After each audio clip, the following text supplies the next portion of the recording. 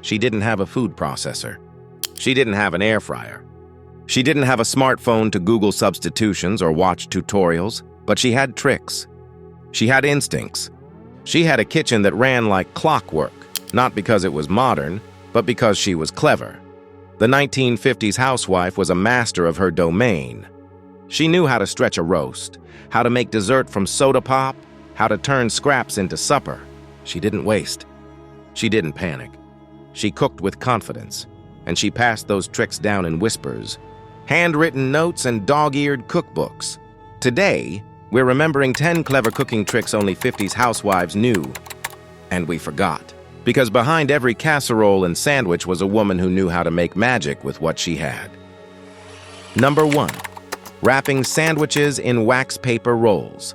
The lunchbox secret weapon before plastic wrap, before Ziploc bags. There was wax paper, and it wasn't just for lining pans. Housewives in the 50s wrapped sandwiches in wax paper rolls, not flat folds, but tight cylindrical wraps that kept everything fresh, neat and easy to eat. The trick was in the roll. You'd place the sandwich diagonally, fold the corners in like a burrito, and roll it tight. The wax paper clung just enough to hold its shape, and when lunchtime came, the sandwich could be unwrapped like a present. It kept the bread from drying out. It kept the fillings from leaking, and it made every lunch feel a little more special. Kids would pull them from metal lunch boxes, unwrap them slowly, and find that the sandwich was still soft, still intact, still perfect. Today, we toss sandwiches into plastic bags. But back then, wax paper rolls were a ritual, a sign of care, a touch of elegance, and a clever way to keep lunch delicious. Number 2. Using scissors to cut herbs and bacon, the shears that did it all. She didn't reach for a knife. She reached for scissors. In the 50s kitchen shears were more than a tool. They were an extension of the cook's hand. Housewives used them to snip herbs directly into the pot, trim fat from meat, and, most cleverly, cut bacon into perfect little pieces before frying. No cutting board. No mess, just a pair of scissors and a bowl. Parsley, snipped. Chives, snipped. Bacon, snipped into squares that crisped evenly in the pan. It was fast. It was clean. And it was smart. Today, we chop and dice and dirty half the kitchen. But back then, scissors were the shortcut. And every housewife knew how to wield them like a pro. Number 3. Double-duty broiler drawers for toasting. The hidden appliance hack. You know that drawer under the oven? The one we use to store pans? In the 50s, it was a broiler, and it was used for everything from melting cheese to toasting bread.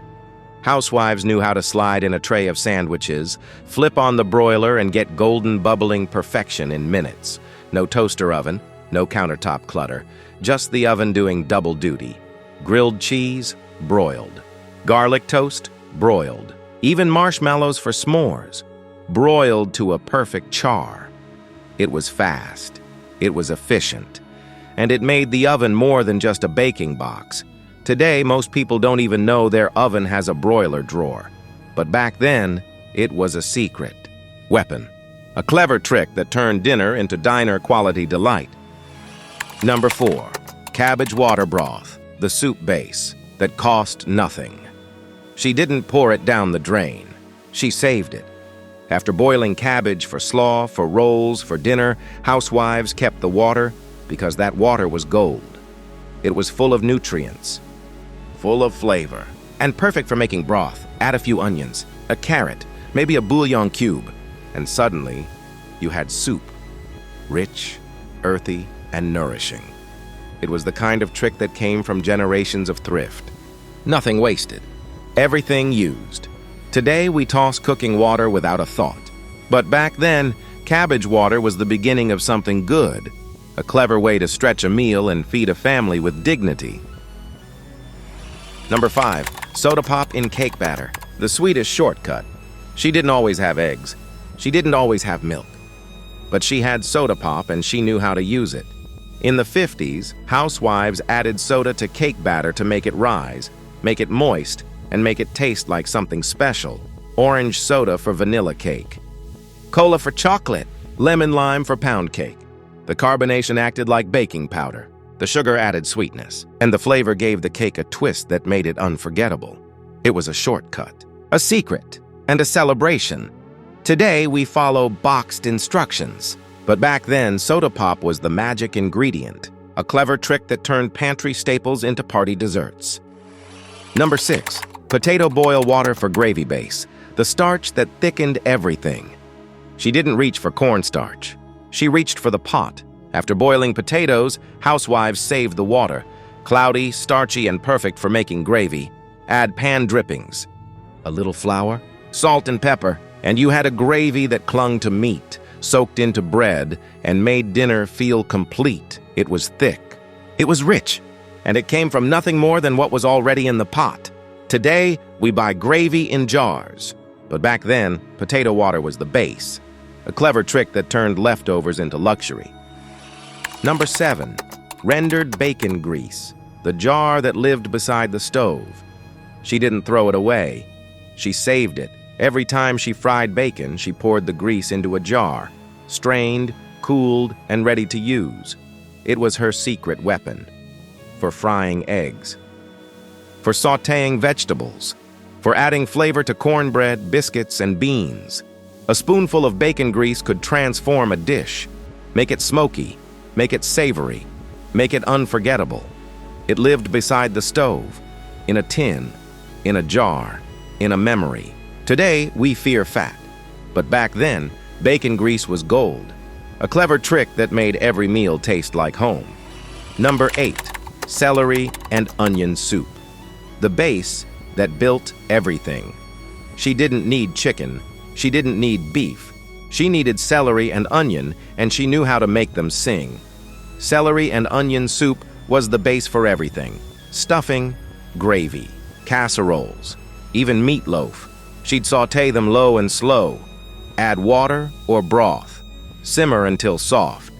And suddenly the kitchen smelled like comfort. It was cheap, it was easy, and it was clever. Today, we buy boxed stock. But back then, celery and onion soup was the foundation, a trick that turned vegetables into soul food. Number 9. Peanut butter and meatloaf, the protein that stretched the pound.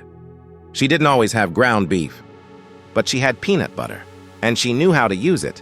A spoonful added richness, added protein, added moisture. It made the meatloaf tender, made it flavorful, made it last. Kids never knew, husbands never guessed, but every bite was better because peanut butter was the secret.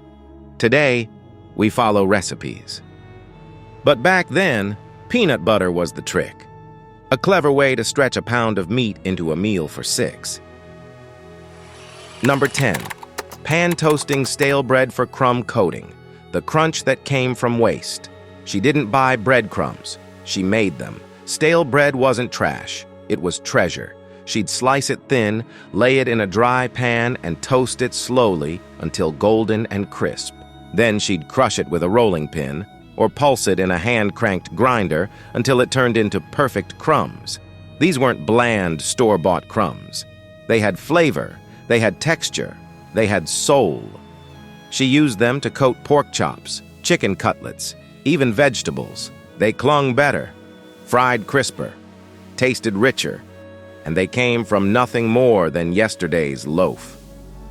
Today, we toss stale bread without a thought, but back then, it was the beginning of something delicious, a clever trick that turned waste into wonder. The tricks that built a kitchen, these weren't hacks. They weren't shortcuts. They were wisdom, passed down from mother to daughter, written in the margins of cookbooks, whispered over coffee, practiced in kitchens that smelled like bacon grease and fresh bread. The 1950s housewife didn't have much, but she had tricks. She had grace. She had grit.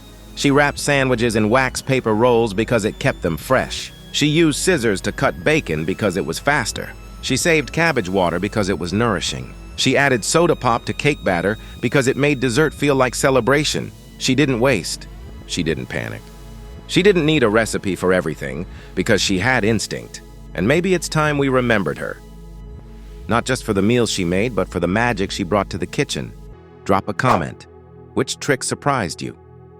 Which one do you remember from your childhood? Which one will you try? Like this video to honor the women who cooked with heart. Subscribe to the America We Forget, where every bite tells a story worth preserving. Until next time, keep the bacon grease jar full, keep the scissors sharp, and remember, the best cooking tricks aren't just clever, they're remembered.